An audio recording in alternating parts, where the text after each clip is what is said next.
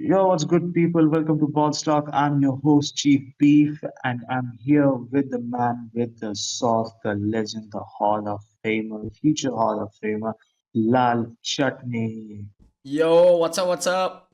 And yes, we're absolutely shameless. We do memes, matchday meltdowns, Twitter beef, generational slander. If football has ruined your weekend, improved your mood, or whatever the hell you don't like about it, if this podcast is for you, grab your jersey, lower your expectations, and prepare to defend your opinion in the comments. This is Balls Talk. Let's get going. Yes, sir. Yes, sir. All right. So, before we start our official podcast, let's just introduce ourselves a little bit because we are nobodies right now. So, we will Right. explain how we became the fan of the sport and fan of our respective teams. So, first, I'll go. Okay. If you don't mind, Chief Beef, you hope you don't Yes. mind. I mean, you should not mind. I'm the goat, like you Of course, said. I don't. Yeah. Anyway, so I started watching football at the age of 10, to be honest, and I became a Milan fan. AC Milan, not the other side, not the black and blue, the red and black, The better one Rossonero, is what you mean. Yeah, I understand. the Rossonero. Okay. Man said lost Nero. Yes. So, how I became an AC Milan fan is like my brother's friend. He was a Milan fan, and he was actually in reality a glory hunter. Like he switched teams. He became a Milan fan at like 2007 when Milan was at peak. He would become a Barca fan. Then he became a Man City fan. But like when he came to me, he was like, "Bro, Milan is the best." And obviously back then, Milan was the best. 2010 time, it was the best. And I used to watch highlights of the games, and there was one special player, Ricardo Erickson dos Santos Titicaca, which I became the fan of. So that's how I started became like that's how I became a Milan fan, to be honest. Like I started watching highlights of it. Then I remember the first season I fully watched AC Milan was when Kaka returned back in 2014. I was like, bro, I have to watch the whole season. And yeah, since then, I have not missed a season of AC Milan. So let's just say 14, 10 match, that's 12 years. 12 years of constantly watching AC Milan. Okay, you go ahead. That's well, Now you go ahead and tell people your story. right, right. Well, I'm a Manchester United fan, and yes, I'm aware of the position our club is at the moment, and yeah, you know, deserve all the banter and everything you can get. I'll face each and every single one of you head on, no problem about that. I'm a Manchester United fan. You cannot hurt me. But anyway, uh, according to Manchester United, it's a very it's a strange way I got into Manchester United. I remember the first time I saw football for a fact that actually on television was when I was couldn't be around older than couldn't be older than 12 to 13, Uh I huh. guess. And at the moment at night, yes, I remember was it was maybe a recorded match that was being played of Manchester United.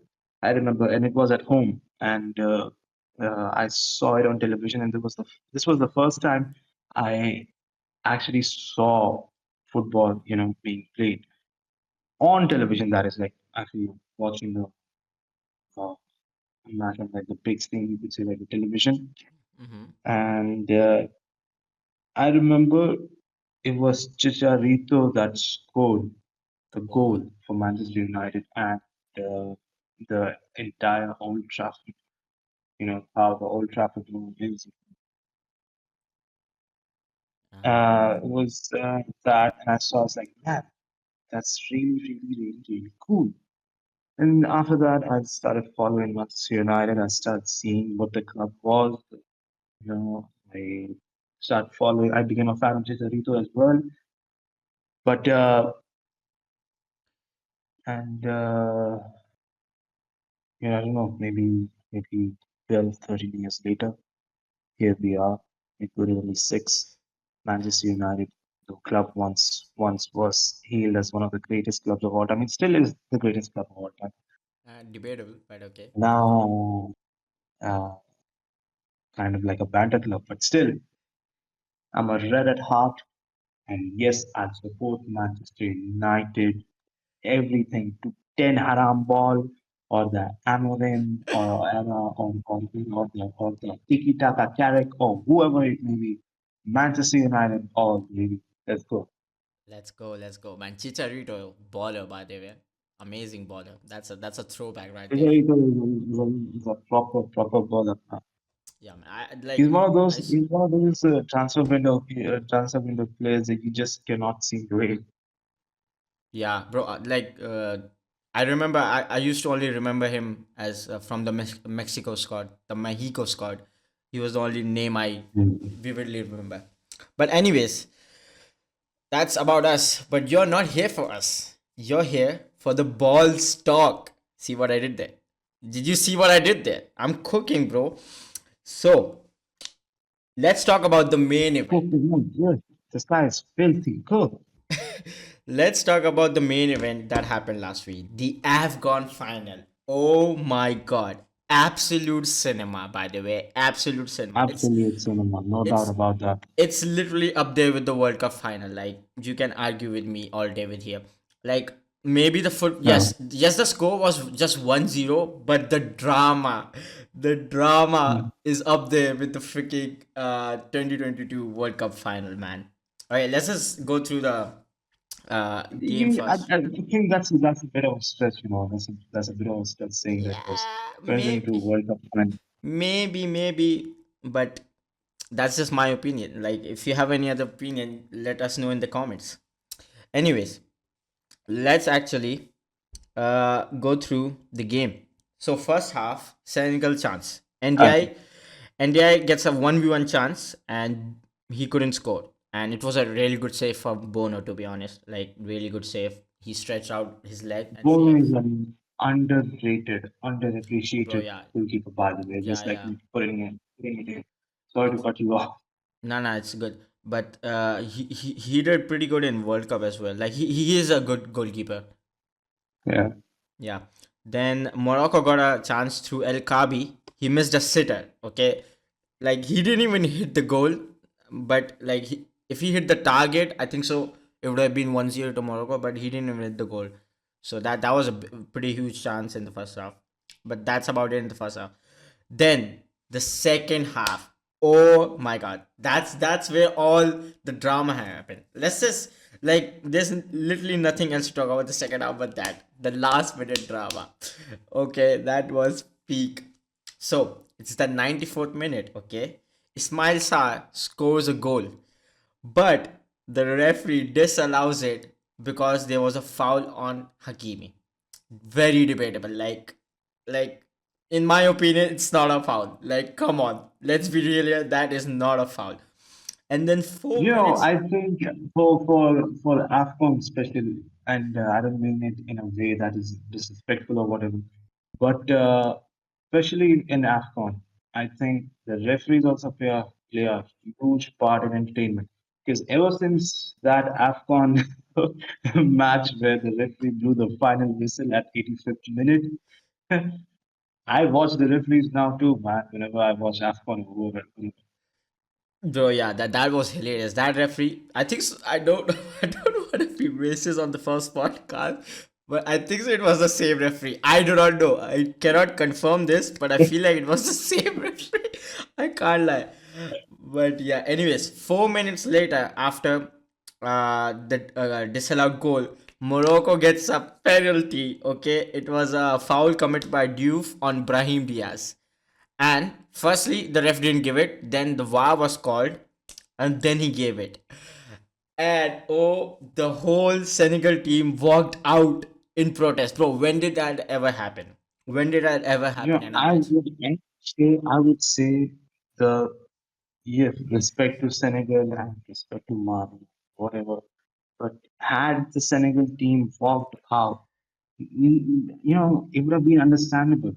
people really wouldn't have, said, "Oh, that is completely disrespectful," or top 10 disrespectful moments of all time, or it wouldn't have ended up in a top 10 disrespectful moments of all time in a YouTube video or whatever, where in the thumbnail the player is shooting the referee and spitting on his dead wife's That body or whatever. But yeah, I mean, if you were active on Twitter, I think the day before the AFCON final, there was a video which I remember very clearly watching where the Senegal players arriving at the airport, arriving at Morocco, and they didn't even have like any clearance or whatever at the airport. They had to hustle their way through and go to their hotels or whatever. So Morocco was playing dirty yeah, or that just didn't want to lose from the start. that is true. Like, I throughout the whole tournament, there were like so many controversial decisions going Morocco's way, and then this was like the final lane in the coffin, you can say. And you know what? People are like divided. Like Senegal should not have done that, but I fully support that decision because, bro, you need to stand against corruption. Like, what the hell? That is like, I'm gonna be honest. I think I'm in support with Senegal. if Morocco did play a part in maybe having decisions go their way or whatever, then I know for a fact maybe one or two cousins of Brahim Diaz's family is dead. I know that for a fact. Man, that is crazy. Okay, so let's just continue with that now. So when yeah, they walked out in protest, the coach of Senegal called them back, but then Mane, the absolute goat, he called them back, okay, the team back to the pitch by saying we will play like men, bro. That's top 10 aura moments, by the way. That's top 10 aura moments. He said, let's come back and play like men, bro. Come on, that's like peak. And then, oh my god, Talking about you end up in a Spartan suit from the film 300 and some wow, some YouTube just thumbnail or whatever. yo, that's elite ball knowledge right there. I can't lie. But bro, the drama doesn't end here because Brahim By Diaz, the way, by the way, yeah, yeah. Mane at the moment is not even playing in like the top five leagues or whatever, and he's playing in Saudi. So just like think about the level of this guy. Yeah, that's true, man. That like Nowhere near done. Still, I would say, still in his prime. And yeah, man just won an AFCON. yeah, Good for man. second AFCON, yeah. That he's pretty good. Like Mane has been pretty good. So let's talk about what Brahim Diaz did though. Okay, let me put the situation again. Okay, a goal got disallowed for Senegal. A controversial penalty was given. 4 minutes later, the team backed out in protest. Mane called them back. Okay, now Brahim Diaz get the pen to win the AFCON. The score is 0-0, and he penenkaed it. Bro thought he's him. You're not him, and it was not even a good penenka. It was so bad. Bro, how do you do that? He thinks he's Zidane, Zidane. He My thinks he's man, bro. Benzema. Bro, that is the worst. Like, wallahi, I'm never ever trying a 90. I don't even know. I'm never trying a Panenka at that moment. That was the worst decision ever. My man, Brahim Diaz thought that he was the bandage Benzema from versus Manchester City. And Bro, he's facing, for real. okay, what? Ederson in the final. My Bro, man tried to Benelka and the form for the Benelka was so bad. bro, I The swear, menu man. saw it from like 10 miles away. Like how freaking what do you say? What was his name? I forgot his name. I can't think of it. But this is what Brahim Diaz will be known as now. Like the guy who did a Penenka at a Afghan final. This is his legacy now. Kualomani. Like he missed the 1v1 against. Everybody knows Kualomani that he missed the 1v1 against Yes, Martinez in the the Emi World Cup final, Martinez. and then this Brahim Diaz will be Mhm. known for this now, bro. No, but like Brahim Diaz's one is very worse. Bro, yeah, that's It's bro. like lost. Obviously, The Kolo because Muani shot, oh, I th- wouldn't really say the Kolo Muani shot was a 50-50 chance. It was, it was a you could great say save. maybe, It was a really it great was, it was save. I think it was, if Kolo Muani would have scored that, no, I think it's the other way around. It was 1 in 100 or 1 in 100,000, maybe 1 in 1 million save by Martinez. Because like there's actually like no way. Like the fucking goal post. You see the size of a goal, right? And you're just going forward with your arms wide open and shit. And you just the ball just happens to touch you. You that would make much more sense rather than saying that Solomon missed it out. Brahim Diaz, on the other hand, had all the time and everything. And my man just stopped the ball Bro, I swear, to I can't stop laughing at that, bro. really. Like, how do you even think of that? How do you even think that I'm gonna Panenka it? Like, and it was so bad, like so bad. Anyways, let's move on from Brahim Diaz, man. Let's move on because I literally I won't stop laughing. So now the game goes to extra time. Pape Gay Hmm. with a golazo, top bins, top bins. Okay, you know top bins, top bins. What a great goal by him. And then there was a double save by Bono on NDI. But yeah, that was it. And Mane won his second AFCON. And you know what? Fully deserved. Fully deserved. Senegal deserved that. Like, Fully deserved. Yes, yes, absolutely. Fully deserved. fully deserved. Okay, but then the drama doesn't end here. After that, there were a lot of videos circulating on Twitter/X, whatever you call it nowadays, that they were they were ball boys of Moroccan that were stealing Mendy's towel. Like, what the hell? What like what is going on in Afghan? It's peak. Whatever is going on, it's peak. I just need to say that it's peak. Okay. Then I'll say this, and this might be a very, very crazy conspiracy theory or whatever, but I think ever since that the referee blew the whistle at 85th minute, which I will never ever forget in my entire life, the image is so fucking bizarre and funny. Like my man is just looking at the watch, blowing the whistle. bro, yeah, man. And so ever since that moment, I think the script writers at AFCON have been trying to do their level best to Bro, make the tournament as enjoyable, as entertaining as I possible. swear, you're so damn true on this. You're so damn true on this. Yeah. Then, Morocco claimed, I guess it was the president, I'm not too sure. But Morocco claimed that Senegal did black magic. Like, bro, this has been, I don't know, like that this is why I say it's up there with the World Cup final. You I'll see say this how right much shit now is that, you see how much shit is going I'll on? say this It's so right now crazy. that the Pap Golazzo in the extra time was definitely black magic. Cause like ain't no way, bro. That was peak black magic. That's true, that's true.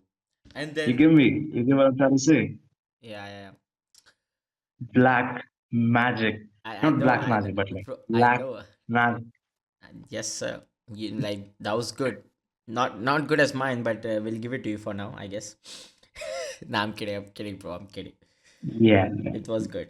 Uh, then there was, yeah, Morocco filed a complaint to the what do you call it? I don't know, the CONCAF or whatever the hell it's called.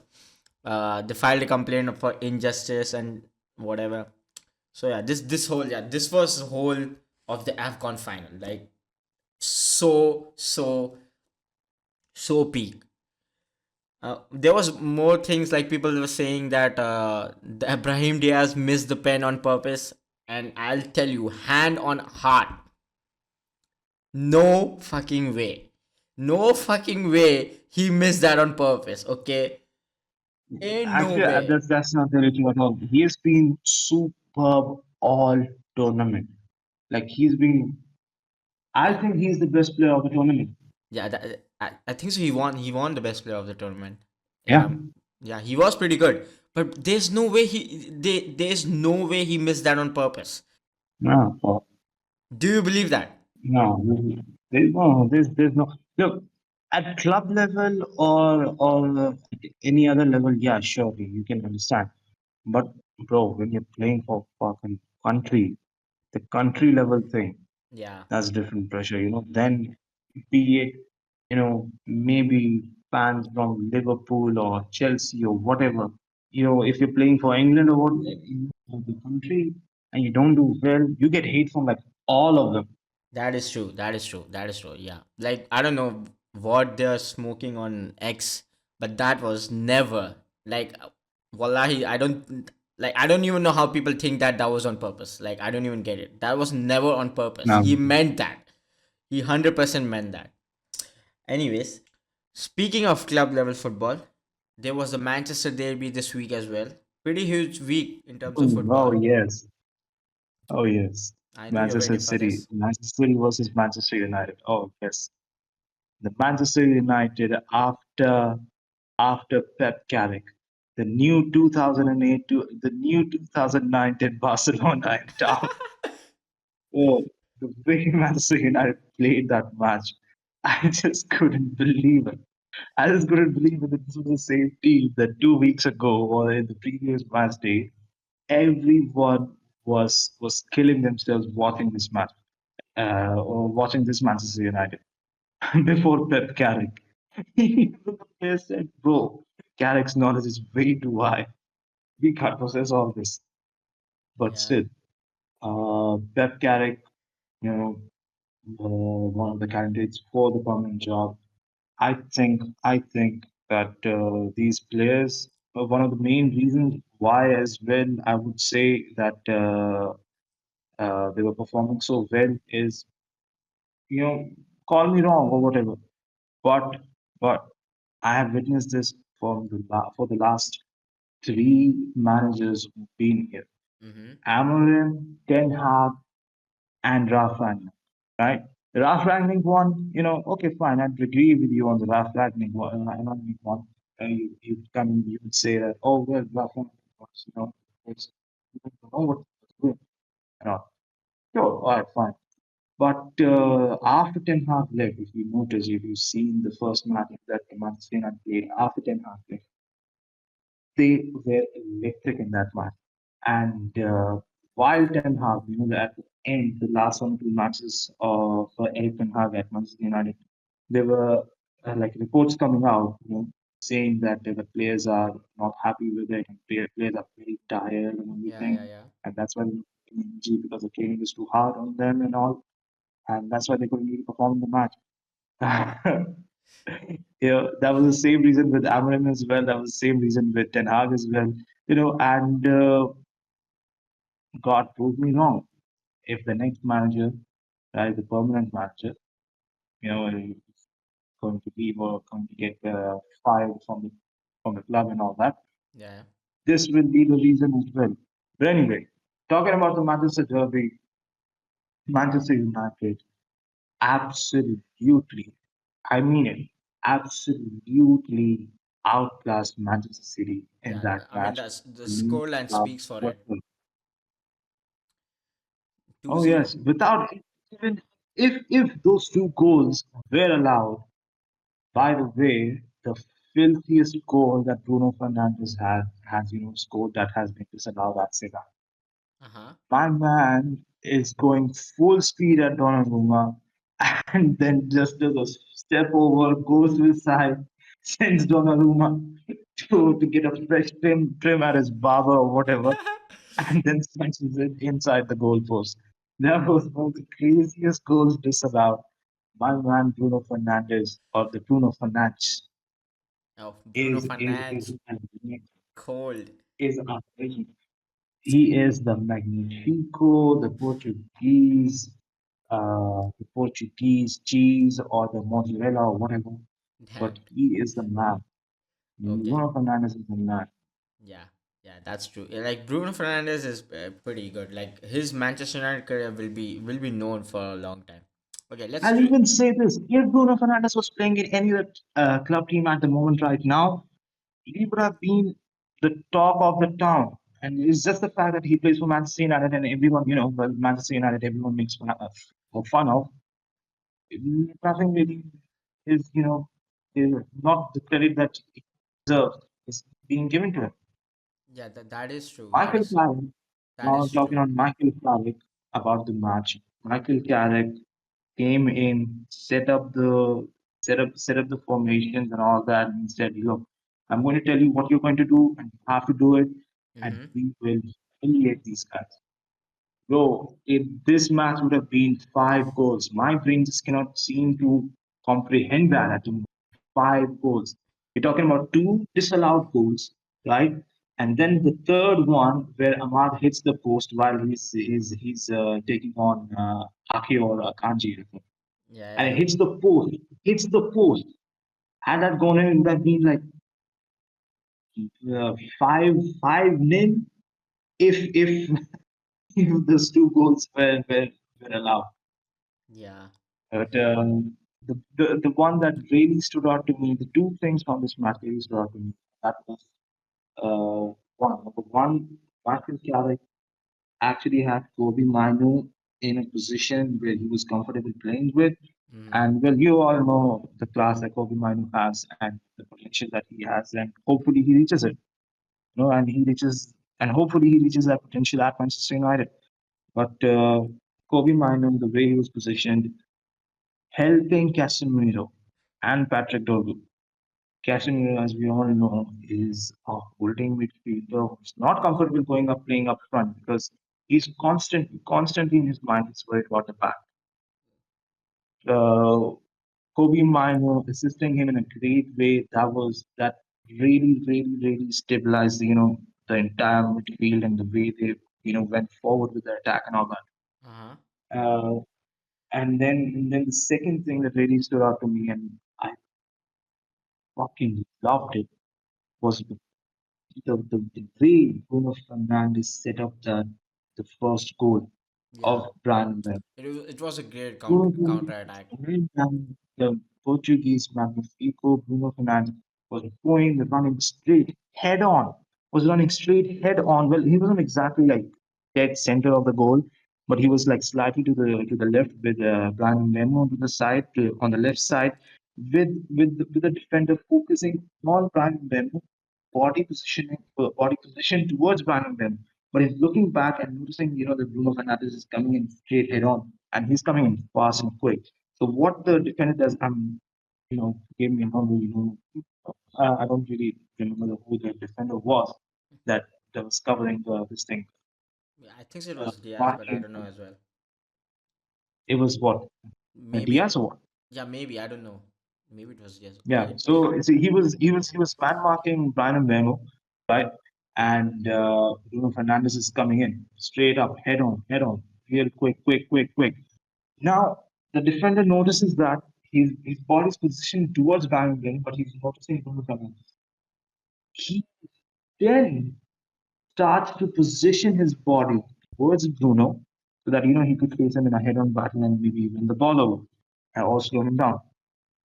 Bruno then goes in towards right side, inside, cuts in, well, not cuts in exactly, but like turns inside right.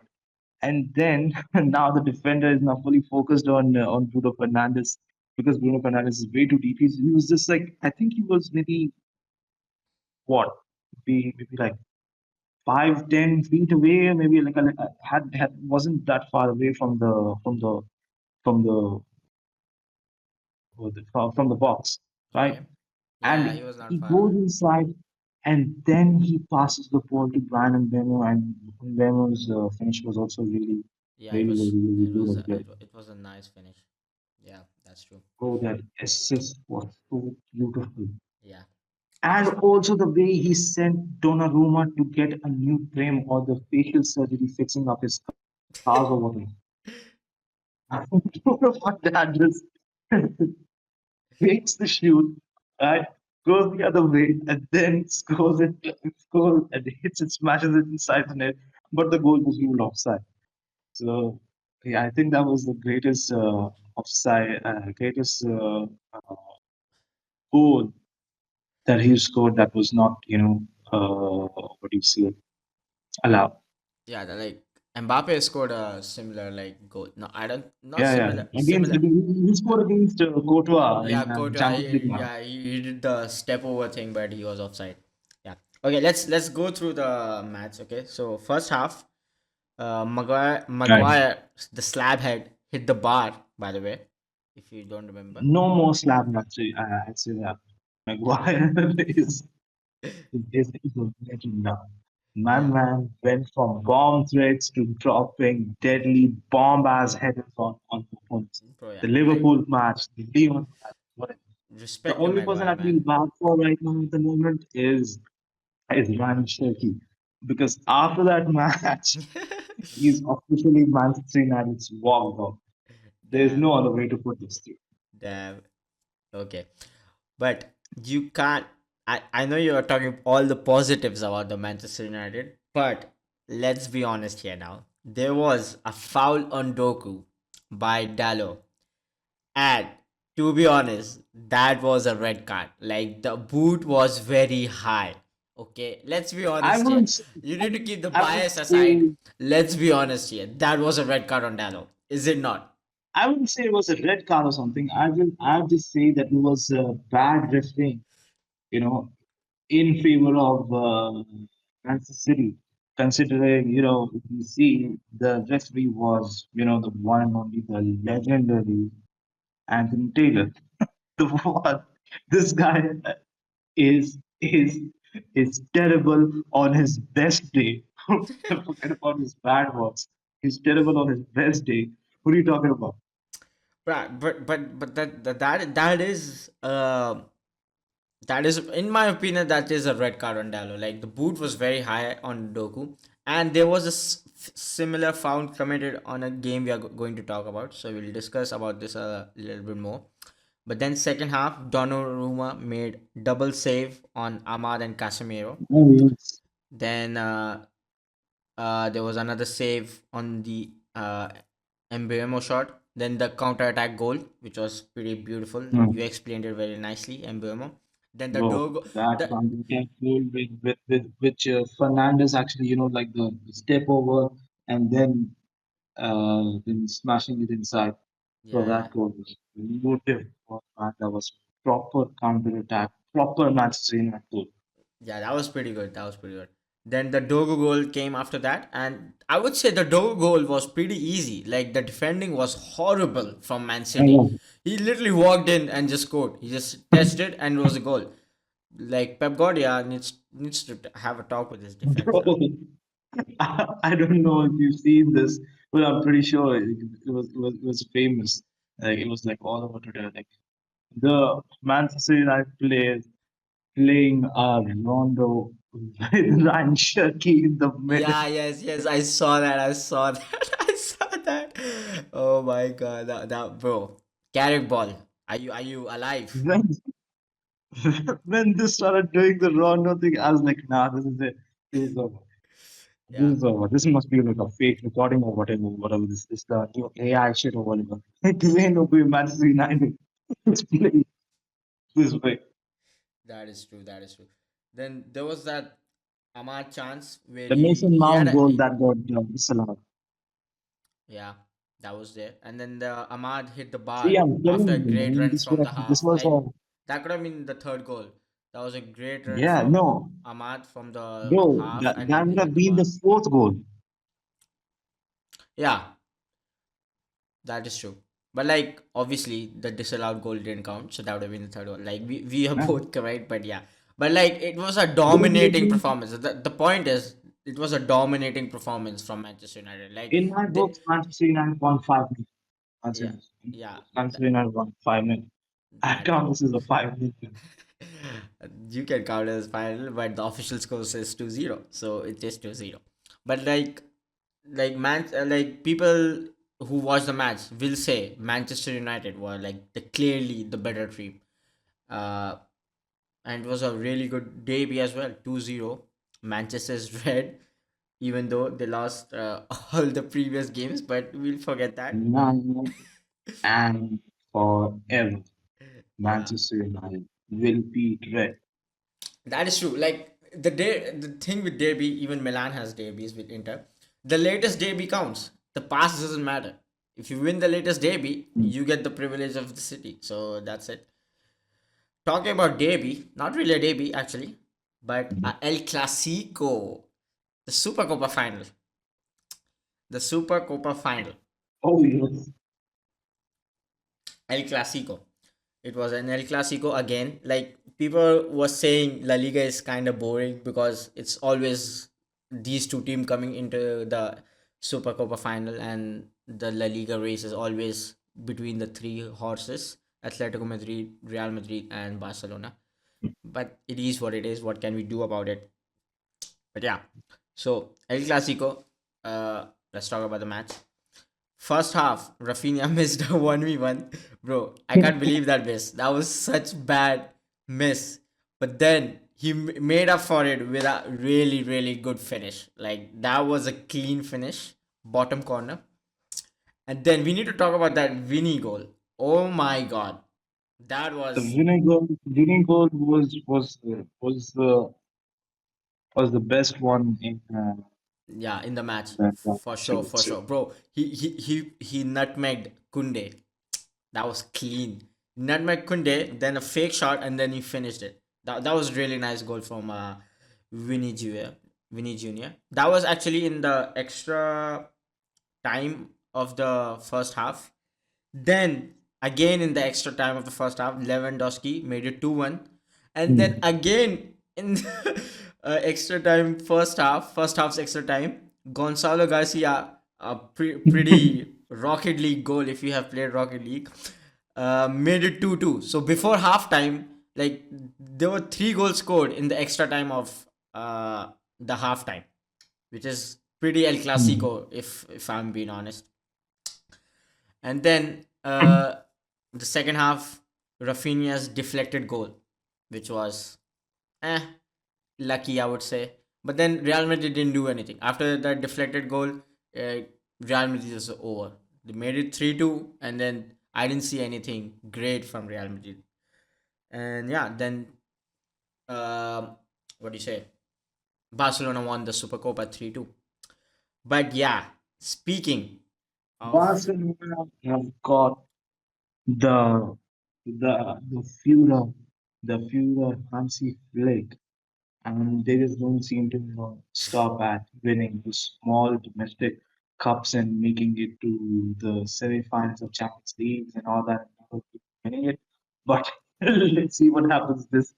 Let's see Yeah, what happens this season. that is true. If they get entered, then they're cooked again. It baffles me, you know, that they've got all the good players, according to football Twitter and Messi heads or whoever the fuck they are, because they have no brain. Okay. That Lamine Yamal is like the next big thing in Oh world my football. god. Like every fucking news, sports news show, whatever, couldn't stop glazing that guy. Maybe 3 months ago, before he got the vaginal rabies or the What? fucking AIDS or whatever. Okay, you're going a bit crazy right now. Nah, but just look. I get it. Lamine Yamal is good. Okay, I agree. He is good, but there's got to be like some extent to it. But Why? I do understand it. Like they glaze him too much. He is good, Yeah. but is he that good? I don't think so.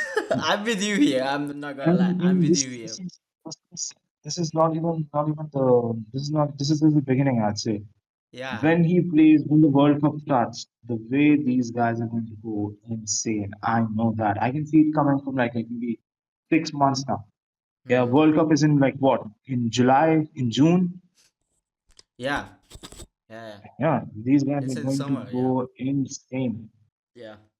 Lamine Yamal touched the ball, no shit. I mean, we all know the 2026 World Cup, Ronaldo is going to win that. I know that for a fact. Okay. But Okay. Okay. what do you think Let's not talk uh, about the World Cup right now. Okay. huh? We'll get into an argument. Okay. Ronaldo is not winning it. What do you see about that? Ronaldo is winning. Oh, Okay, anyways, let's just start talking about that right now. Anyways, Right, right. before the final whistle, okay, this is the main thing. Mm. De Jong got a red card on a foul on Mbappe, okay, and it Oh yeah. was pretty similar to the Dallo one. See what I mean? See what I mean? If it was a good referee, he gives a red card. That is a red card offense. Like if you see the De Jong fine and the Dallo fine, I would say the Dallo foul was even worse because his Day and foot. night difference, by the way, but sure. Bro, Okay, no interesting. way, no way, no way, no way, no way. Are you serious right now? Bro, there's no difference. Like in the comments, people will be agreeing with me here because the De Jong foul, it was actually a little bit lower than his knee, but Dallo hit Dogu's knee, man. Like he went for his knee. There was no part of ball he was going for. I don't know how he didn't get a red card, but yeah. That I was trying to save this thing. What do you say? Doku by not embarrassing him being in that Manchester United, Manchester City 5-0 beaten by Manchester United team. Huh? So he's doing him a favor is the way I see it. Okay, okay. I don't know what you're saying, but yeah.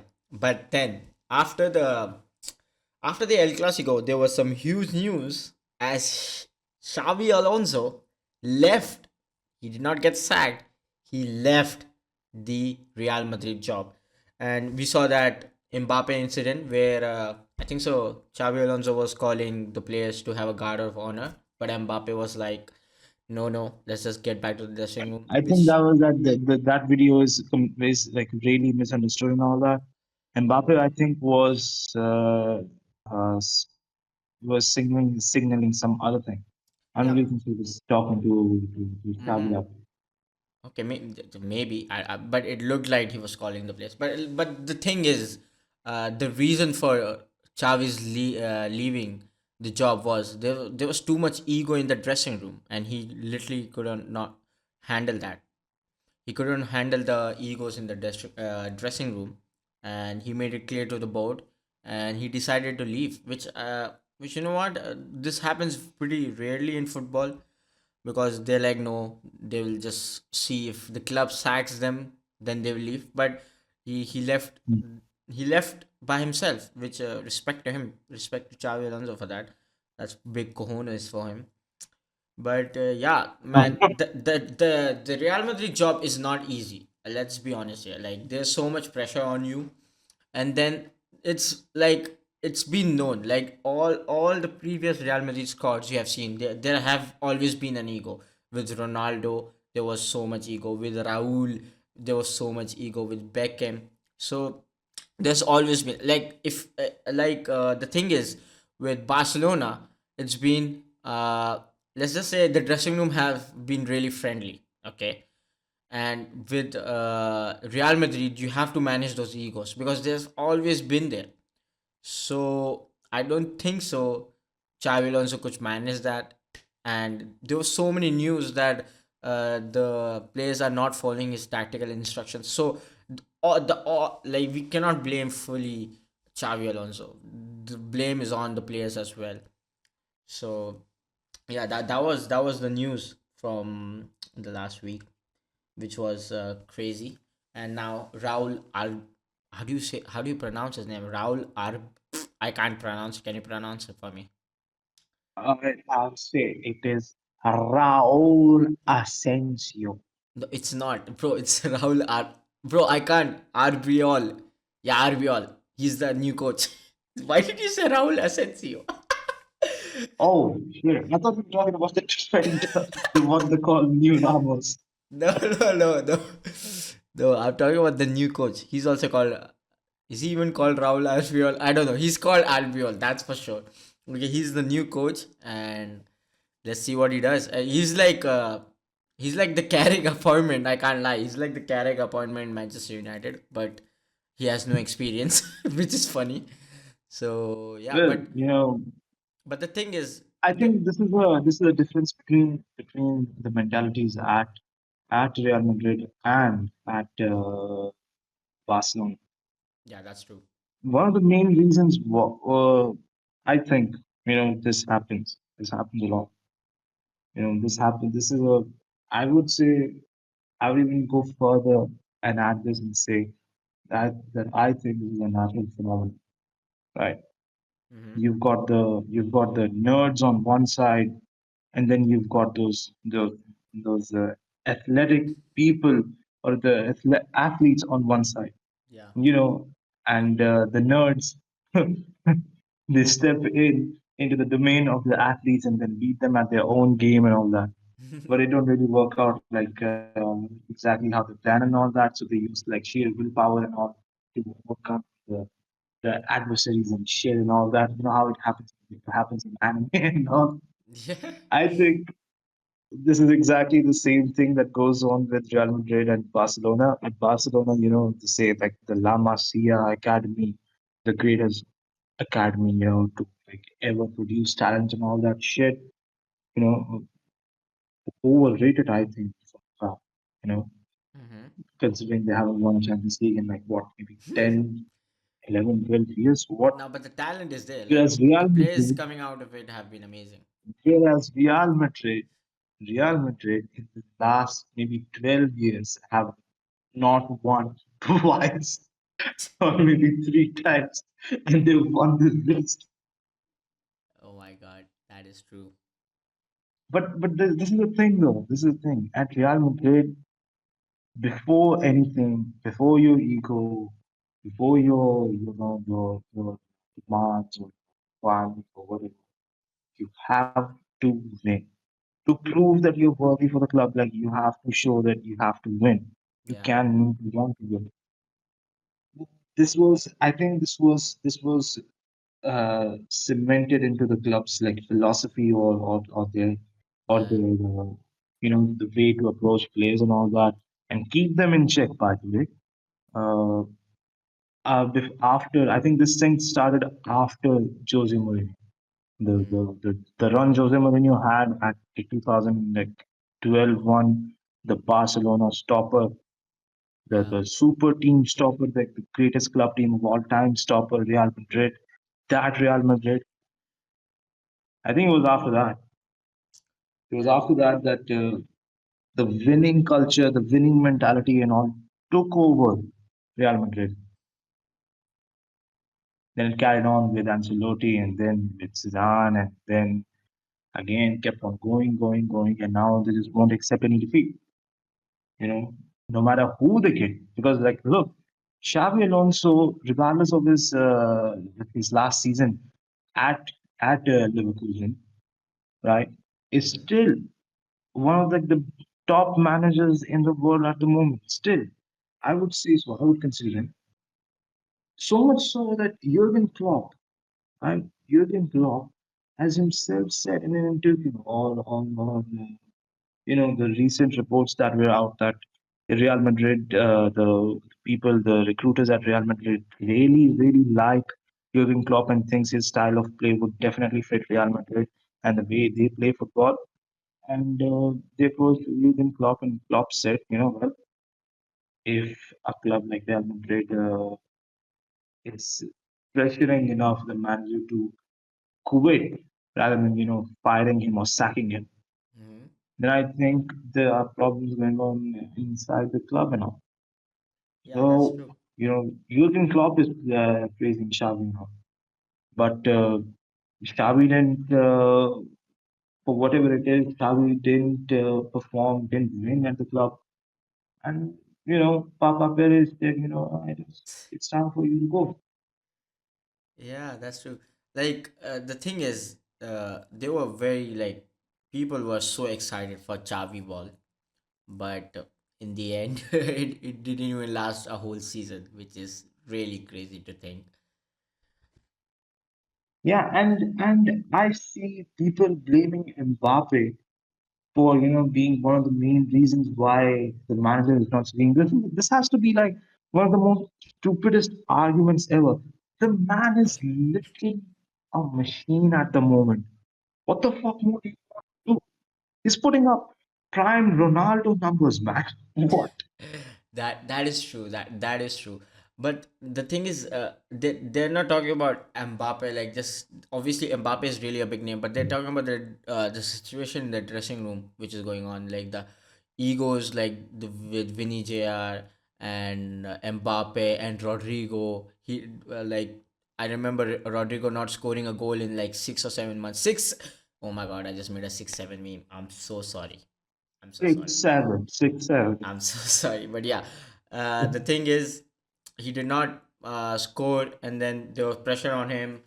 So like I would say it's 60 percentage on Xavi Alonso and 40 percentage on the players. It's not all on Xavi Alonso. You can even say 80-20, but there is a little bit on the players. You cannot just say it's nothing on the players. Yeah, That's well, I think you're right. yeah. Right, yeah. And also, to further add to your point, I would say, uh, and this is what I think, in the Real Madrid dressing room, there is actually currently, uh, I think I might be wrong, but I think I'm right. Uh, there are no older players, no, Yeah, yeah, like yeah, like a yeah, no senior player is now yeah, present in the dressing room at the moment. yeah, That would be one of the main reasons as well. yeah. They had I think if Luka Modric had stayed in Real Madrid, situation would have been a lot better with Xavi. Xavi's system would have actually like worked really well that is so if true. Luka Modric had been there. That is so true. That is so true. Like if there was Sergio Ramos in defense, a Luka Modric in midfield, and a Benzema in attack, the situation would have been way better. But speaking of Luka Modric, oh my god, you see the swag I'm doing? I'm cooking, my guy. Speaking of Luka Modric, Yes. he plays for like a little club, not a little, really big club Yeah, little called club, little club. AC Milan. Okay, and a recent match. AC Milan, Let's Pacula. let's talk about our recent match. Okay, so it was against Como, and Como right now are a really good team, coached by Cesc Fabregas. And let me tell you something. Let me tell you something about that match. That was haram ball at its finest. That was the best haram ball match I've ever witnessed in my life. Brother, Okay. run from it. 1-0 arrives anyway. Yes, yes, you know it. Allegri's men played that match so good. Okay, let's just go through the match. Okay, the first half, okay, first half, domination from Como. I'm telling you, we couldn't even touch the ball. That's how dominated they were. Okay, they were dominating us so good that it was so hard for Milan players to even get close. Okay, they scored from a header, and it was a mistake from the defenders, like free header. They scored. Then there were two, three more chances. There was a double save from Mike Maignan, who's been on phenomenal form. He's been carrying AC Milan. I cannot lie. He's been carrying us this season. And then Allegri went to the second half. I swear he did some black magic. Okay, he did some black magic. He did some voodoo shit. And second half it was completely different from Allegri's men. I mean, the tactics was pretty much the same: defend and counter attack. But then, oh wait, sorry, I forgot to mention. Before halftime, we got a pen. Like after playing that half so bad, somehow Allegri's men got a pen before halftime, and Kuku scored it. And then second half, uh, Liao chipped the ball to Rabiot, and what a finish from him. And like Como had chances, but they were like half chances, not really clear goal scoring chance, because the defense was so tight. And then came a rocket from Rabiot to make it 3-1 and end the game. Absolutely destroy Fabregas, the Vogue ball merchant. Allegri showed him how it's done. Bro, I'm in love with Harambal. It's like I'm telling you, the best way of to play football is Harambal. Like I've seen the light now. There's no use of this I'm Hansi. telling you, man. I'm telling you. Like I've been telling you for like a long time. Jose Mourinho mentality of playing football is probably like the best mentality. You know, you take the ball, I'll take the 3 points and the trophy home with me. That's what he says. That is so And true. that is true actually, because what the fuck is the point of playing attractive football when you don't even win? When you don't even make like top four, or you don't even win the league, or you don't even win the cup. What the hell is Exactly. the bloody point of playing, oh, beautiful football. Give him beautiful football to you or whatever. What is the point?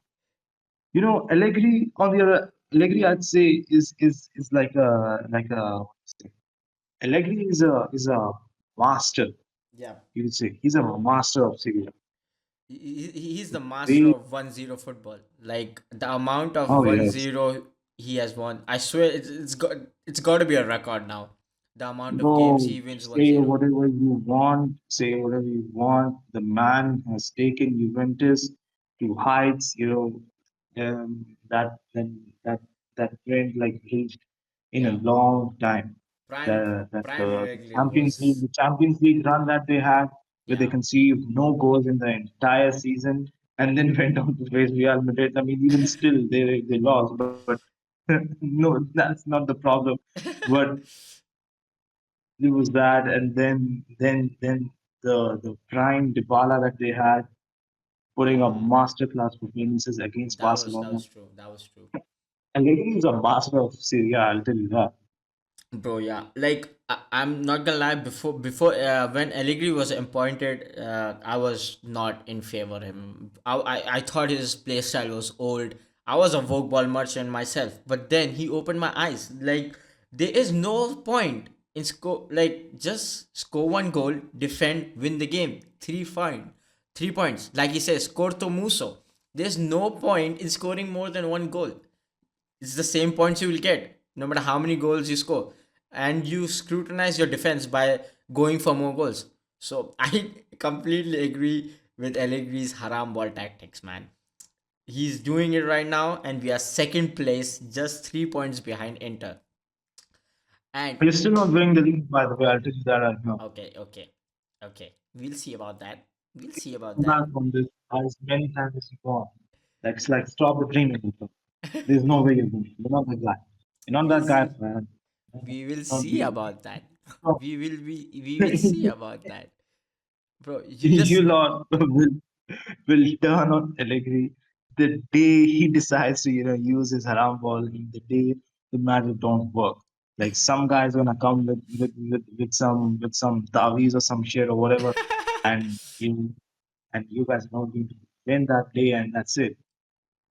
Nah, like the thing is, like I'm hyping him as a meme to be honest, but there have been matches where he has been absolutely dreadful, but so far so good. So like I cannot complain. So far so good. Like the games which we have been dreadful, we have like created chances, not just chances, goal scoring chances, and like we have like police have missed them or someone else has missed them, but like it's not like I can't. I think so. The game against Atlanta where it was a draw, one draw.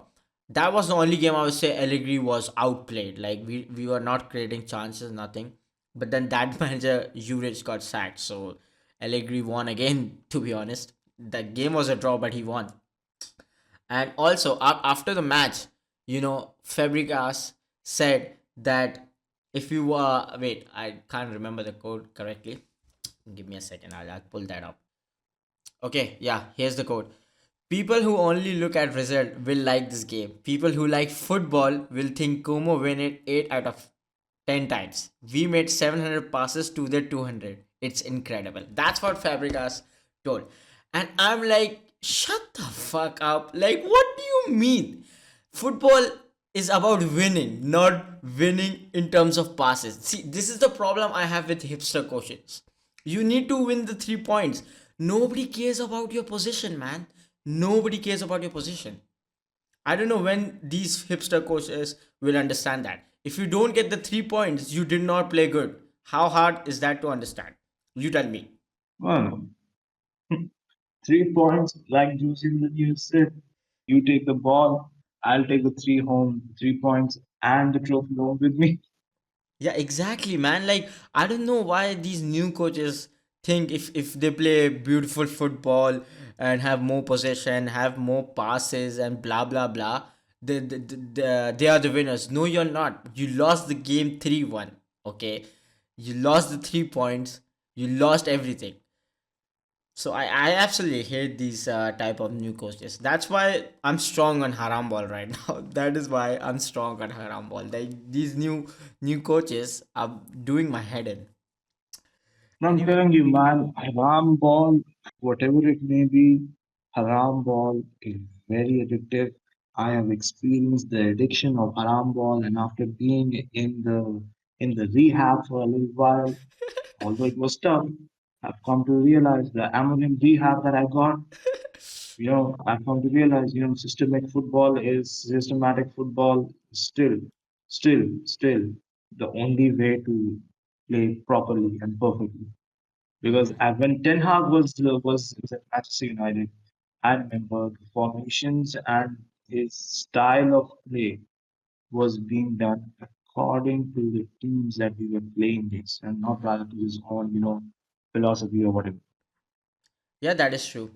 All right, I think so. That's it for our first podcast. Hope you guys enjoyed it. Let us know on what we can improve. It's been Chief Beef GP signing off. and Lal Chutney, and hope to see you on the next podcast. Peace. Peace out.